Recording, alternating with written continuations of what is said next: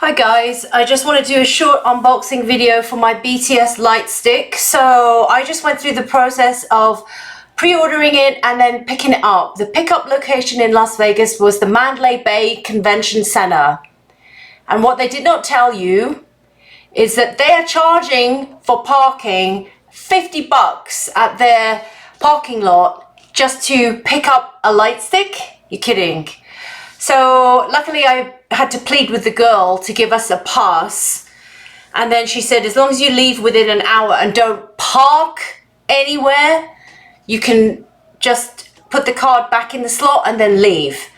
So I had to run. Fortunately I had a co-pilot with me, and the co-pilot stayed with the car, so pretended to hover without parking, and then run 7 minutes from the parking lot elevator all the way down to the casino, run into the casino, run through the casino, run down the stairs and down the escalator to the pickup point. There I could scan my QR code on my phone and then get my Lightstick. So I hope that was all worth it. Let's see. So I paid $69 plus tax. 69, dude. So let's see what it looks like. So a little white cover, and then inside is the Lightstick. So it comes with nicely packaged with a little thing here. And so this is the latest generation of Lightstick. It does also have, I guess this is the thing that Bluetooths, and then the whole thing will illuminate during the song. There's like a cover, and oh, I just dropped it, a wrist strap. So just get the wrist strap. So that's a wrist strap. So you would tie it on, I guess, to the bottom, and then put that around your wrist so that it doesn't fly off when you're, so I'll do that as well. And then it also has some photo cards, so we could open that and see what that looks like. So fortunately this is a real one. The one that I got before was counterfeit. And it did have photo cards, but these photo cards, the quality of these photo cards is better. So I'll show you each of the photo cards. It's almost like they took a little mini Polaroid. My favorite. Everybody's favorite at the moment. Everybody's second or third favorite. Well, they're all people's favorites. Kelly's favorite, Jimin, V, and everybody else's favorite, Jungkook. So they're all your favorites. So that's actually pretty nice. So I may do something with that, make a collage or something. And there's an instruction manual. So got to read that. And what it does not come with is batteries, so you need batteries for that. So I think there's, according to the instruction manual, which is written in several languages, okay, so that's this is actually also the buttons to activate it. And the battery does go in, replacing batteries, 3 AAA batteries. So I will do that.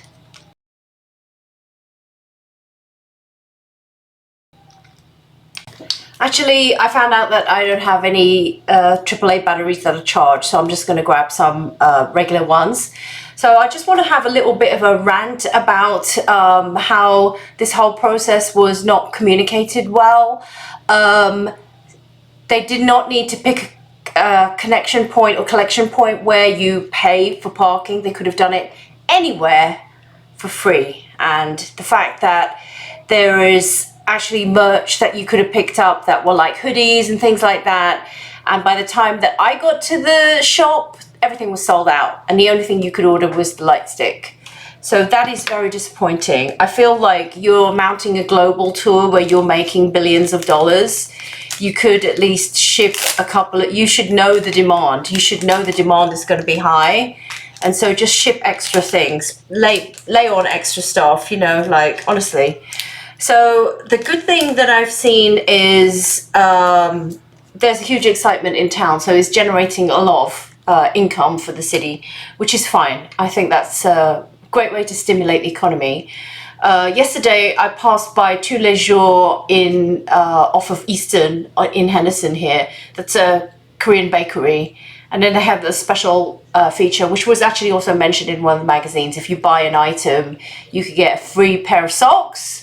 So with BTS written on them. And I drove past it and there was already 50 people. So I did not want to stand in line even for a pair of socks. So call me crazy, but that's just how I'm only doing the things that require minimal effort. So also found out that the 3D printed keychains actually have a problem with one of the PLAs.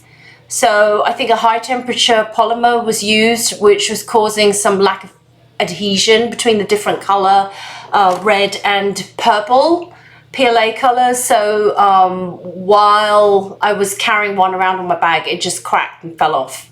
So it's very unfortunate, but I've been informed that the next generation will have some improvements. So hopefully that takes care of that. And then finally, I just want to have a quick word about Tottenham Hotspur. So I used to make a Tottenham video once or twice every week, and then I stopped. I stopped because I fell into a huge depression because Tottenham were doing so badly that we sunk down to a relegation battle, which has never happened since 1977. And I just went through all the 5 stages of grief with Kubler-Ross, thinking I was in anger, then sadness, then denial, and then finally acceptance, bargaining, and then acceptance. So I had got to the point during the Igor Tudor reign where, so what happened was Thomas Frank was appointed our manager after they sacked Ange Postecoglou, which I don't really agree with, even though I may not agree with Ange's tactics. They sacked him, even though he won them a Europa League trophy, which is the first trophy they've won in like years. And so instead of giving the guy another chance, that's what they did. They sacked him and they brought in Thomas Frank, whose football is completely antithetical to Ange Postecoglou's, the way he set up his team. So it's just negative, boring. The guy was meant to be touted as a genius tactician who develops young players. Well, we didn't see any of that. So I was extremely disappointed. First inkling that I had of that was where he lost the European Super Cup against PSG. Okay, fine. PSG are a bit of a monster in themselves, and you wouldn't expect a lot of teams to be able to defeat them. But the fact is that he's just not adventurous in his setup. He doesn't play the attacking flair football style that Tottenham has come to be known for. And so I was super disappointed in him. I was wake up every day looking up, checking the phone, checking the news. Has he been sacked yet? The number of games that we lost, the number of games we didn't win, just awful, diabolical football. And, you know, my mental health was in tatters. And there was no one that I could, even talking to my friends, like, it didn't help. Nothing helped. And then people were saying, oh, it's your players. You have the worst players. But look what the players are capable. It's the same players that won Europa League this season before, and now they're dragging us towards relegation. I mean, like, seriously. So what? So how can you explain any of this? And so finally, you know, Frank had a couple of really bad, humiliating defeats. I think that the last straw was like against West Ham, and he should have been sacked then. Actually, he should have been sacked 3 games before that. But they kept holding out, go, oh, give him one more chance like this. Man,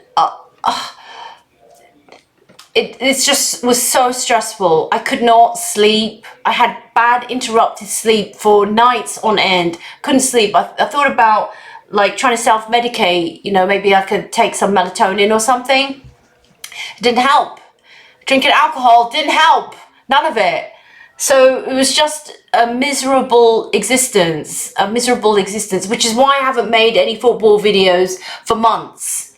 And then it came down to, they sacked Frank, they hired Igor Tudor, He was a good player back in his day, but had never managed in the Premier League. So he came in and he was like a bit of a strict, sort of like strict school teacher, sort of like headmaster type. And then he said basically the hard truths that no one wanted to hear. You can't score, you can't pass, and you can't defend. Like the triumvirate of things that you're incapable of doing, winning games. And so after a couple of hideous losses with him, finally he got sacked.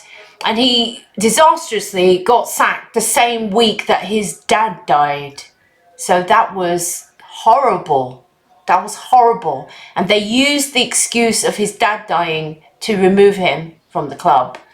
That actually got paid out because he got sacked.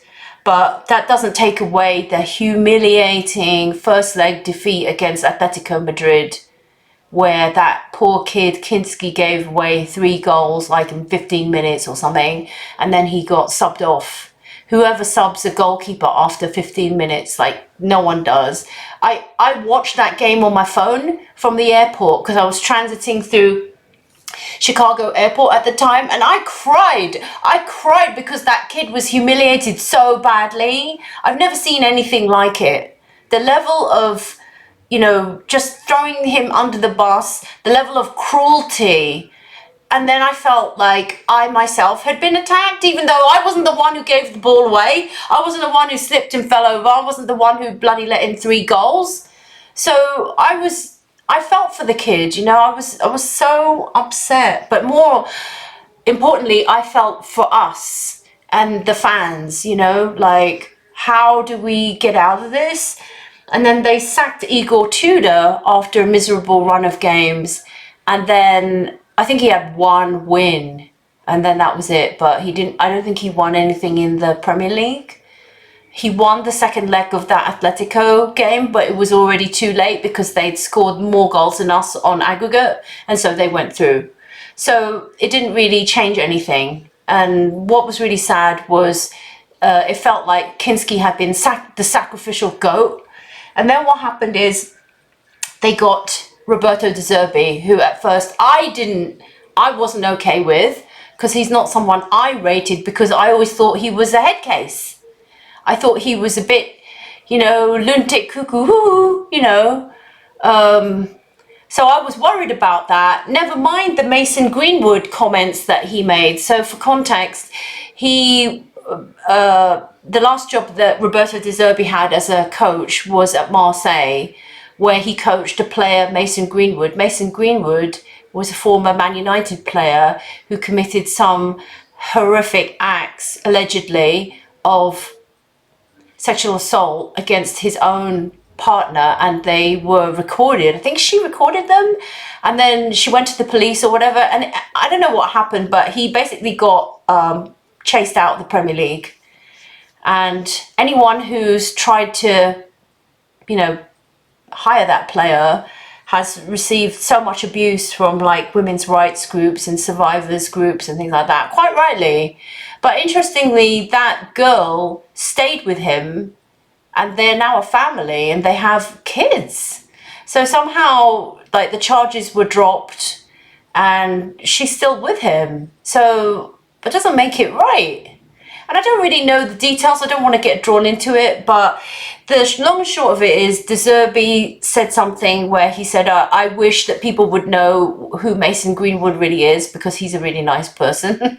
That is not something you should have the right to say or give an opinion on. Like, I don't have a right to give an opinion on because I don't really know anything about it. But I wasn't there, and I wasn't there either. But, I guess the police are the only ones who can say anything about it. But anyway, I don't know the details. And so De Zerbi received a lot of criticism, and he got a lot of criticism from women's supporters groups or certain groups like that, victim survivors groups, saying he needs to apologize. So as soon as he was hired, he did come out with a statement apologizing, and then he said something like, "Oh, I understand the position. I have a daughter too. I wouldn't want anybody else to, go through that." So okay, so he said what he needed to say, and then it was done. and he drew a line under it, and no one's mentioned it since then. Not even today, no one's mentioned it. So, unbelievably, De Zerbi lost his first game, and then I think he went on to draw his second game, and then he won his third game. So then he was unbeaten in 5. And then my faith was restored. I thought, oh, we're not getting relegated now. And so even though I had gone through the 5 stages of grief with Kubler-Ross, I was then thinking, oh, we are going to be safe. And we had 2 games to go, and all we needed was a draw from those 2 games. And then West Ham would be the ones who would be relegated. And then, so the second to last game was against Chelsea, and I was so confident that we were going to beat Chelsea because they've been an abject team all season, abject. And, you know, they just played the FA Cup like 3 days before. So I was thinking, there's no way, like even their top players like Reece James and that, if they play in the FA Cup, they can't recover in time. And so they're either going to be lagging or they're going to put out a B team. And people was telling me, oh no, but you know, they just announced they're having a new manager. They announced Xabi Alonso as their new manager. They'll all be up for it because they want to impress. I don't think there's any impressing, because aren't all of those players on like 5 or 7 year contracts, so something ridiculous like that? So they have like no incentive to play well. So that was the other thing that I was thinking of. And then Chelsea went on to win that game, and I was so gutted. I was like, okay, so now it comes back down to the last game of the season against Everton, and that's where I all started to sink into another pit of despair, which is that the only thing that has made me improve my mental health was focusing on BTS and focusing on our trip, our trip to London takes place at the Tottenham Stadium because BTS are playing 2 nights at the Tottenham Stadium. So that was the only thing, like, I just basically used it as a mental crutch to hold on to. So I'm sorry this has gone on for a long, long time, but I'm basically just ranting here now. So in the end, all was fine. Tottenham actually won that game 1-0, thanks to João Palhinha, and then it was a horrendous type of drawn out extra injury time at the end of 90 minutes. And I was just saying, blow the whistle, please blow the whistle, let's get this over with. And finally, we avoided relegation. So Roberto de Zerbi deserves his bonus. And, you know, that's all I can say really is we survived. We are not being relegated. This is immense. And I've just been suffering for many months, suffering in hell because of Tottenham Hotspur. I never thought that this would happen. So now we can look forward to a nice, fun summer watching the World Cup and going to a BTS concert. My head's just exploded. It's just been a horrible, horrific time. And so that's really all I can say about that. But thank God we live to fight another day, and then we will see which are the players that need to get cleared out, which are the loanees that need to come back, which loanees need to continue developing on loan, maybe people like Yang. Maybe we need to sell some of those people that we brought in, like Kota Takai. I mean, he's like done nothing. I don't know what he's done. I don't even know where he's been on loan. And Yang hasn't developed. Okay, he's really young, so he still needs time, and he needs minutes. Maybe the championship is a good place for him. Maybe a Bundesliga is a good place for him. But I don't think he's ready for the Premier League. Luka Vuskovic is coming back. Ashley Phillips, Will Lancashire, Mikey Moore. Are they all coming back? You know, like there's a couple of other people I can't remember, but we need to move on players like Dom Solanke, Richarlison, Kolo Muani. He's a lone player. I would buy João Palhinha if he can agree a decent contract. You know, like it doesn't cost too much money. I think that's a good player, decent player. I think we could move on Pape Sarr. I think Sarr and Bergvall are too similar of a player. And so Vuskovic, bring him back. Get rid of Romero. He's not a great captain. I don't think he is fit to lead Tottenham Hotspur. Certainly, he's not a captain in the way that Sonny was or anything like that. He's not fit to lick Son's boots, in my opinion. But that's my opinion. He seems to care about Argentina than he more cares about Tottenham. So the only reason that he came back for this last game is he was shamed into it. Otherwise, he wouldn't have come back. So I don't need someone like that in my club. Anyway, so all's well that ends well. Got the light stick. Got to charge it up. Got the old photo cards. So all's well that ends well. Happy now. And yeah, come on you Spurs.